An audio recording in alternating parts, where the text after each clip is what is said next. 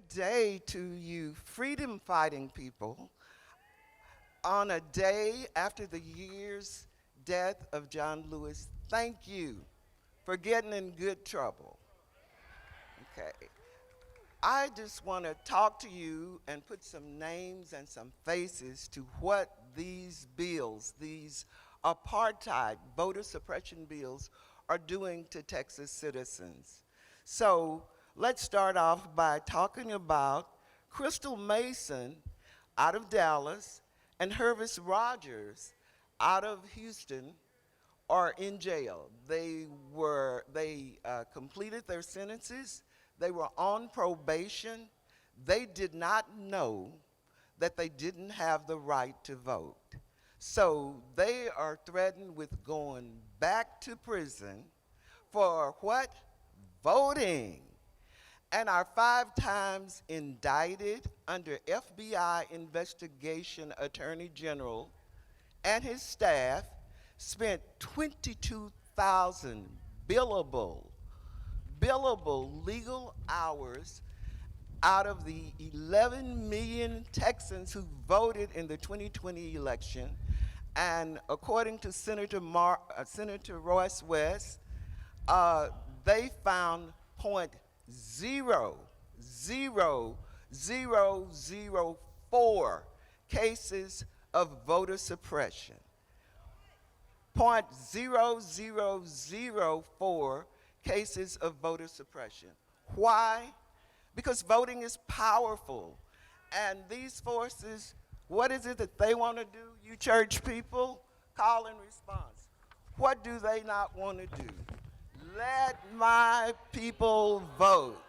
Let my people vote.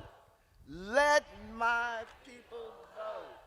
Harris County, during a pandemic, during a life and death situation, they enacted some innovative voting things and created some 21st century voting solutions. 24-hour voting, drive-through voting, drop boxes, frontline workers. You know, they did this, and these people in this Capitol said, no, you can't do that. Let me tell you who that benefited. That benefited our frontline service workers. That benefited people who look like you and me. That benefited, people who work in our schools who are there now trying to sanitize them for school to get started, the janitors and the cafeteria workers. That benefited them because in the 21st century in Texas, in this gig economy, people have 2 and 3 jobs just to get by. They can't go vote during the banker's hours of 8 to 5. They cannot. So these 21st century solutions have been pushed back by the folk in this Capitol because they do not want to do what? Let my people vote. Let my people vote. And now this bill is criminalizing people who are just doing their civic duty, who are doing what is their obligation. Under this bill, a couple of things.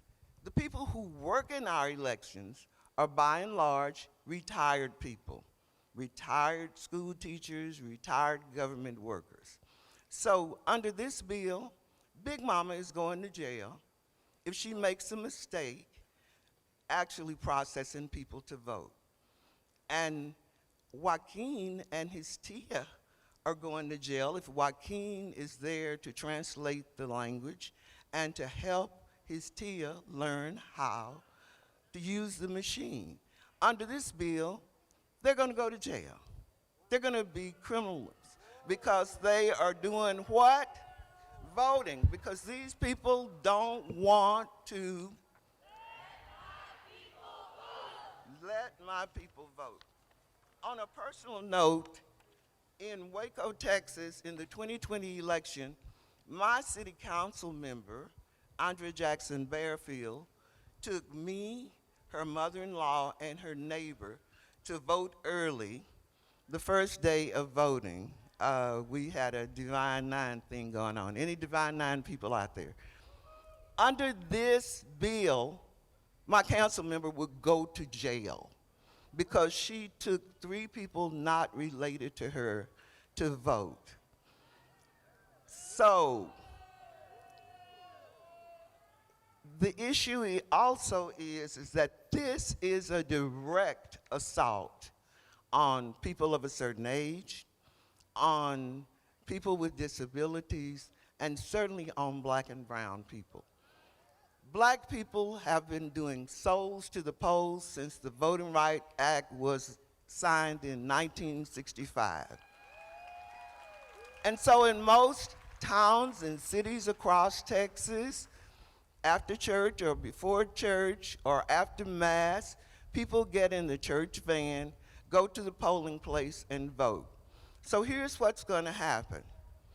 The Catholics, the Catholics who come after 11 o'clock Mass and meet us up at our polling place, the people who come in the church van and come to vote, that's now a criminal activity under this bill.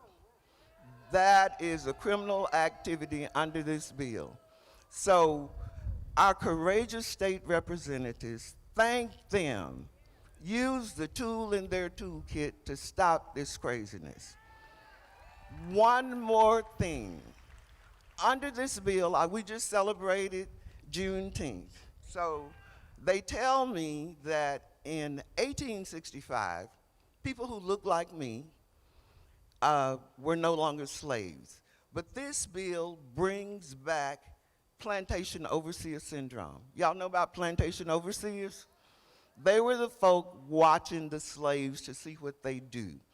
But under this horrible apartheid voter suppression bill, poll watchers who are not trained, who are not accountable to anybody but the candidate or the party that they represent, they are free-range poll watchers going all over the polling place, and now they can complain, and it's going to cause voters to also go to jail. In my county, at 2 p.m. in the afternoon, there were no voters there. One of the workers went in the kitchen to take her meds because she was of a certain age and she had meds. She had to take meds.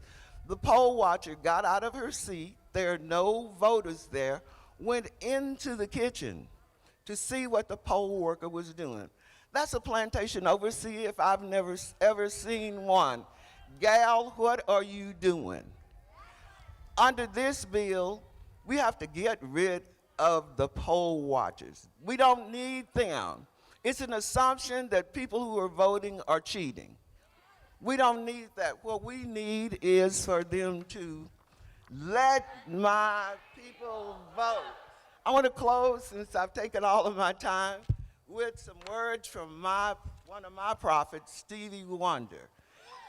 He said, "We are tired of hearing your song, how you say you're going to change right from wrong. But if you really want to hear our views, you haven't done nothing. So let my people vote. Let my people vote. Let my people vote." Thank you, Texas Impact.